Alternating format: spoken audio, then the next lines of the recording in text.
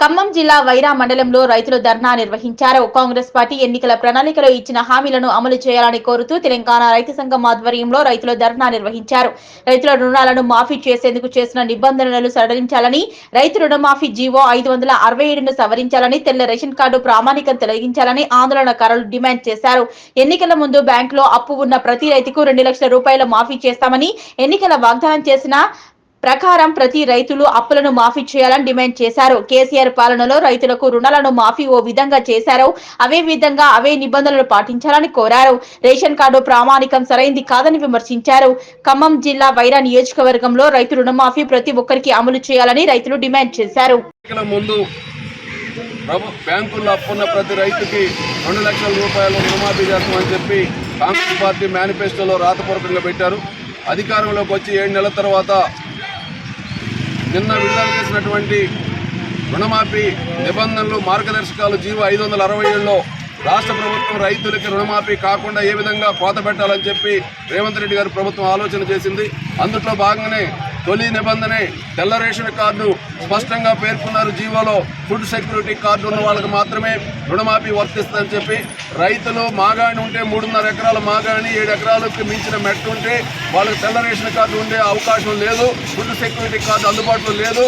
కాబట్టి అలాంటి రైతులు ఇవాళ వ్యవసాయం చేసి బ్యాంకుల మీద ఆధారపడి వ్యవసాయం చేసి నష్టపోయిన రైతులకి రుణమాఫీ వర్తించకుండా పోయే అవకాశం ఉంది. అందుకనే 2014లో 2018లో కేసీఆర్ గారి ప్రభుత్వం రుణమాఫీకి సంబంధించినటువంటి ఏ గైడ్లైన్స్, ఏ మార్గదర్శకాలు అనుసరించి చేసిందో అదే పద్ధతిలో రేవంత్ రెడ్డి గారు ప్రమాణం చేయాలని చెప్పి మేము డిమాండ్ చేస్తా ఉన్నాం.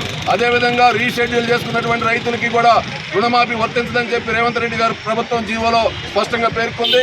రీషెడ్యూల్ ఉన్న రెన్యువల్ చేసినటువంటి వాటికి కూడా రుణమాఫీ వర్తించాలని చెప్పి డిమాండ్ చేస్తున్నాం. అదేవిధంగా 2020లో వచ్చినటువంటి ధరణి పోర్టల్ కంటే ముందు కేసీఆర్ గారు ప్రభుత్వం 2వ దఫా ఎన్నికల కంటే ముందు చేసినటువంటి కొత్త పాస్ పుస్తకాలు ఇచ్చారు.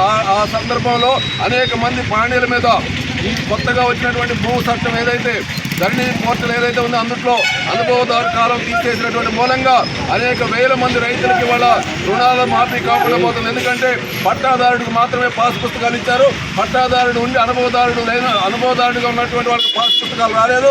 అనేక మంది అసైన్డ్ భూములు సాగు చేసుకునే వాళ్ళకి కూడా పాస్ పుస్తకాలు లేవు. పాస్ పుస్తకం ఉండి తెల్ల రేషన్ కార్డు ఉండి ఆధార్ కార్డుకు లింక్ అయి ఉన్న వాళ్ళకి మాత్రమే రుణమాఫీ చేయడం అనేది పచ్చి మోసం. దీంతో పాటు 3వ నిబంధన ఏం పెట్టారంటే కేంద్ర ప్రభుత్వం సంవత్సరానికి వ్యవసాయానికి 6,000 రూపాయలు ఇస్తుంది. ఎన్ని ఎకరాలు ఉన్న రైతైనా రైతుకి కొన్ని నిబంధనలు పెట్టి, అంటే రేషన్ కార్డు నిబంధన ఉంది, అక్కడ ఆధార్ కార్డు నిబంధన ఉంది. అదేవిధంగా ఐటీ కట్టే వాళ్ళకి 5 ఎకరాలకు మించి వాళ్ళకి, లేదు ప్రభుత్వ ఉద్యోగులకి, ప్రైవేటు ఉద్యోగం కూడా 30,000 రూపాయల జీతం పొందే వాళ్ళకి కేంద్ర ప్రభుత్వం ప్రధానమంత్రి కిసాన్ సమితి నిధి విడుదల కావట్లేదు, వాళ్ళందరినీ ఆపుదాలు చేశారు.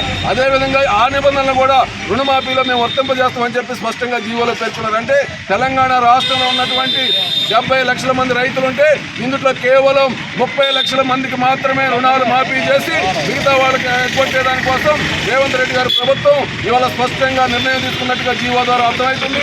అందుకనే తెలంగాణ రైతు సంఘం రాష్ట్ర వ్యాప్తంగా నిరసన కార్యక్రమాలు చేస్తా ఉన్నాం. ఎప్పటికైనా ప్రభుత్వం పునరాలోచన చేయాలో. జిల్లా మంత్రి వ్యవసాయ మంత్రి గారు తుమ్మల నాగేశ్వరరావు గారు అర్ధరాత్రి ఒక స్టేట్మెంట్ ఇచ్చారు. తెల్ల రేషన్ కార్డు కుటుంబం కోసం పరిశీలించడానికే తీసుకుంటుంది, కానీ జీవోలో మాత్రం ఫుడ్ సెక్యూరిటీ కార్డు అని పెట్టారు. అంటే ఫుడ్ సెక్యూరిటీ కార్డు అంటే తెల్ల కార్డు. అందుకనే జీవోలో ఉన్నదానికి మంత్రి గారు అర్ధరాత్రి ప్రకటన కూడా వ్యత్యాసం ఉంది. అందుకని మంత్రి గారు చెప్పిన మాటే ప్రభుత్వం రేవంత్ రెడ్డి గారు ప్రభుత్వం అమలు చేసేటట్టయితే జీవోను సవరించి ఈ నిబంధనలన్నింటి కూడా ఎత్తేసి రైతు రుణమాఫీ, బ్యాంకులు అప్పున్న ప్రతి రైతుకి రుణమాఫీ అయ్యే విధంగా జీవో తీసుకురావాలని చెప్పి ప్రస్తుతం వచ్చిన జీవోని సవరించాలని చెప్పి తెలంగాణ రైతు సంఘంలో డిమాండ్ చేస్తూ ఉన్నాం.